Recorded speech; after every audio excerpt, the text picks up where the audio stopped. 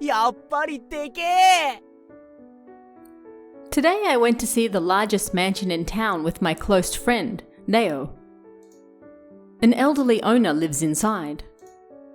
His wife died a year ago, so he lives in this massive space alone. Yeah. Today we came to sneak a peek around the grounds. トーマ、ちょっとこっち来いよ。 Neo called out from a short distance away. He was grinning and pointing at something. ハッチ？地下に行けるみたいだぞ。 Neo's eyes sparkled like he'd found a hidden room in a video game. He opened the lid. Stairs extended downward, but we couldn't see what was inside. 行ってみようぜ。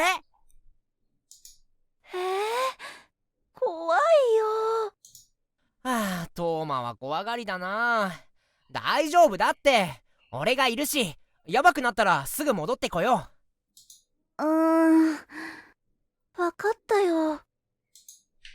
Neo ran ahead of me, and I followed. When the hatch closed, there was no light whatsoever, and it went pitch black. I took my phone out of my pocket and turned the light on. I was still on edge, but it was better than nothing. The stairs continued down. How far did they go? このまま永遠に下に続いてて、地球の反対側に着いたらどうする？その前にマントルに着くだろ。ステージいるかな？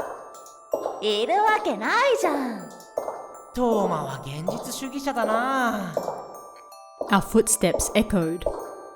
It felt like it was getting colder. How much longer until we reached the bottom? ねえ、そろそろ戻った方が。あ、部屋だ。 Walking ahead of me, Neo dashed down the stairs. Seemed the lengthy stairs had finally come to an end. When we reached the bottom, we entered an open space like a room. But it was too dark and we couldn't see very well with just the phone light. The walls were cold to the touch. なんでこんな地下に部屋。Something was sticking out of the wall. It had to be a light switch. スイッチあった。電気つくかも。電気をつけると死体の山が。本当に怖いからやめて。The lights turned on and the world went bright. I closed my eyes against it. Seemed the lights were working. Then, when I opened my eyes... 骨董品？絵画も置いてある。こっちはネックレス。 It was full of items that even amateurs like ourselves could see were expensive. もしかして館のじいさんの隠し財産？こんなにたくさん。すげえ。なあなあ、これこっそり持って帰ったらまずいかな。やめなよ、レオ。We looked around the room for a while in a daze. Right around the time we reached the room in the basement, several men wearing helmets opened the hatch from above. ご主人、いいんですか、本当に。ああ、妻との思い出がしまってあるんだが、もうあるだけで辛い。だから、二度と開けないで済むようにな。わかりました。Then they started welding the hatch.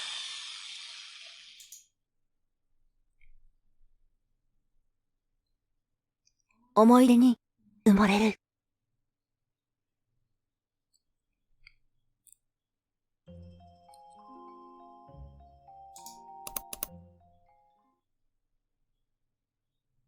B と4階の女子トイレ。一番奥の個室はいつも鍵がかかっていて、その中にはトイレの花子さんが住んでるって噂だよ。In order to calm down for a moment, I entered the toilets. ちょっと聞いてよ花子さん。優子のやつ、優子の彼氏に消しゴム貸しただけであんな怒っちゃってさ、席が前後なんだからしょうがなくない？ Hanako-san and I were friends. You could find her in this particular stall, the forbidden, locked stall. About 2 months earlier, I suddenly remembered the rumors and tried talking to her from the next stall. And what do you know? She answered. また喧嘩したの？ I could hear her thin, familiar voice coming from the next stall. The first time I heard it, I was so shocked that I thought my heart was going to jump out of my chest. But her voice was weaker than I imagined, so I wasn't very scared. 私は悪くないから。 Ever since that day, I occasionally made my way into the toilets, just to talk to Hanako-san through the walls. Although it was usually me who did all the talking. Our relationship had gone on like this all this time. ってな感じでさ、優子マジウケるよね。そうだね。みおちゃんたちって本当に仲良しだね。I spoke with Hanako-san again today. まあね。あ、そういや花子さんはさ、なんで花子になっちゃったの？私、ずっといじめられてたの。ああ、そういう感じか。So she was bullied, and then killed herself and became a ghost, huh? A pretty common story. つか花子さんなら呪い殺すとか、そういうことしちゃえば？やられたらやり返す。これが私の美学。みおちゃんは相変わらず強いね。そう？でも花子さんならそういうことできるんじゃない？呪い殺すことはできないけど。何事もチャレンジ精神大事でしょ。そんな力があればな。でもありがとう。みおちゃんにいつもいろいろ背中を押してもらって勇気もらったよ。花子さんにお礼言われるってやば。頑張ってみるね。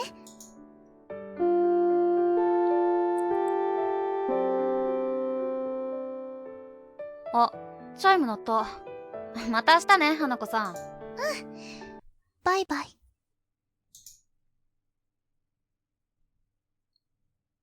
The next day, a student fell from the girls' toilets on the 4th floor of B Wing and died.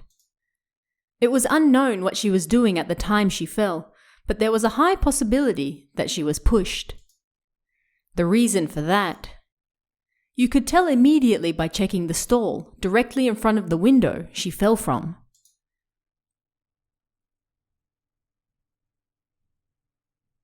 The door to Hanako-san's stall was forever open after that day.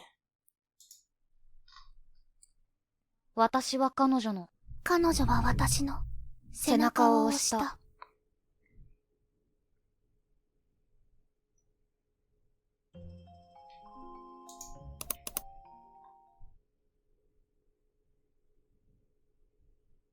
Today, I visited a cemetery with 3 of my friends for a test of courage. During midday, we had to cross the graveyard and pick up a piece of white paper that had been placed at the other end. It was a fairly common test. I lost rock, paper, scissors, so I had to go first. It was only a few hundred meters away, so it was rather close. But the moment I was alone, I reacted to every small noise and grew even more scared. I grabbed the paper and returned the way I came. I wanted to get back quickly. Suddenly, I saw something white out the right corner of my eye. I didn't have to see what it was, but I wanted to know, so I followed it with my eyes. Something white streamed in the wind. It was clothing?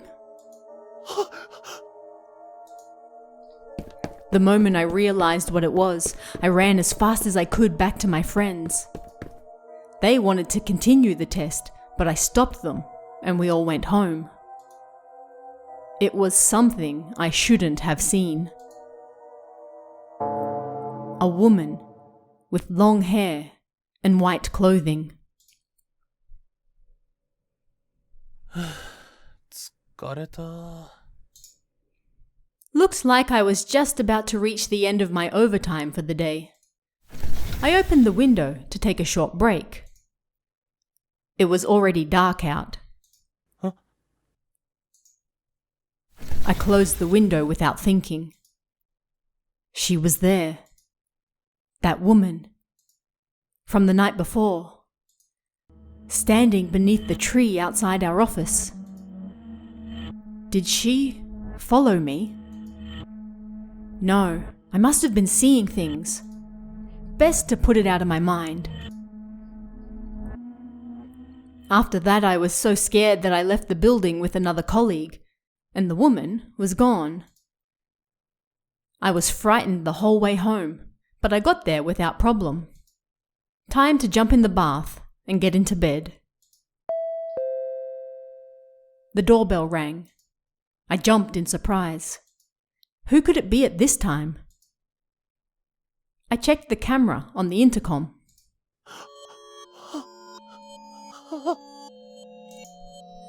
I could see that woman.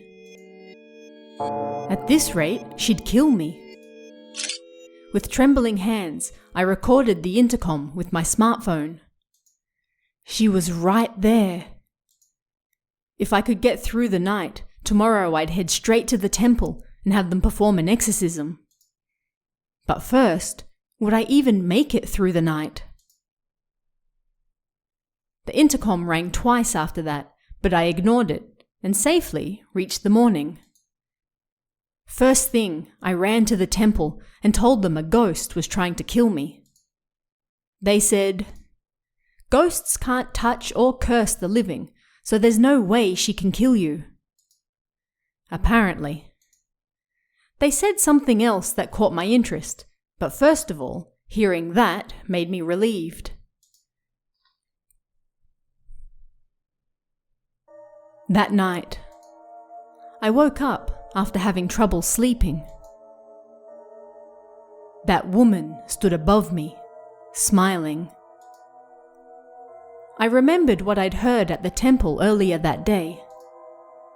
I don't sense any spiritual energy coming off that woman. Finally, I understood everything. The knife in her hand glistened as it came down.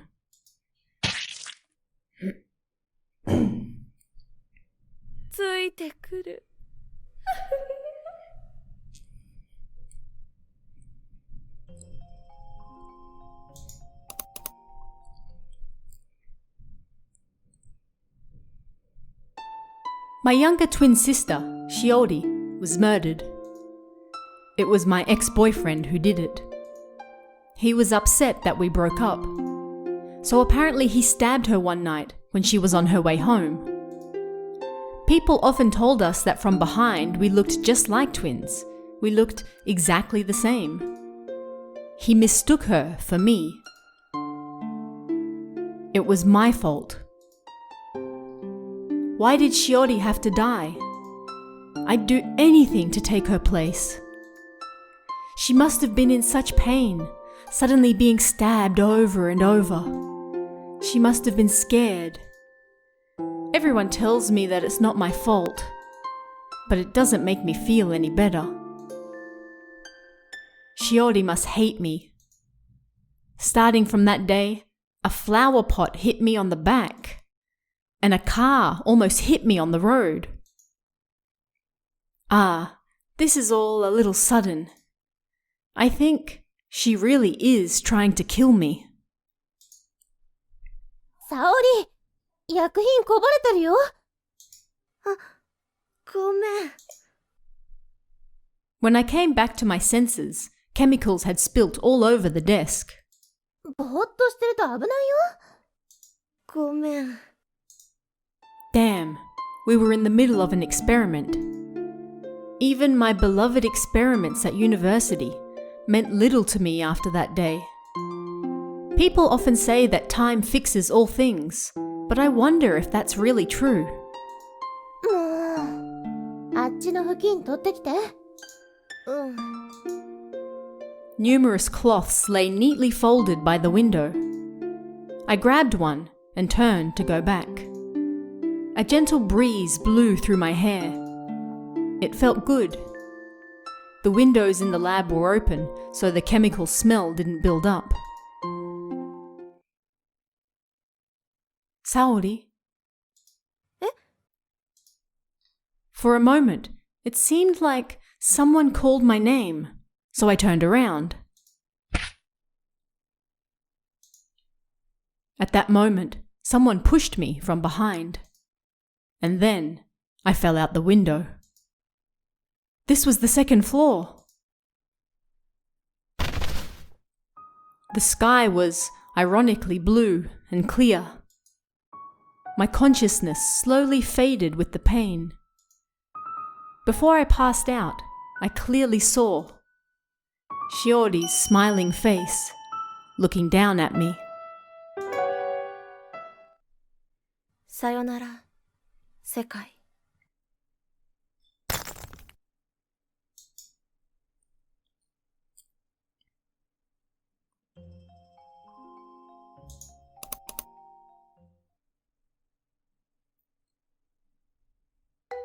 This may be a little sudden, but I became a Shinigami.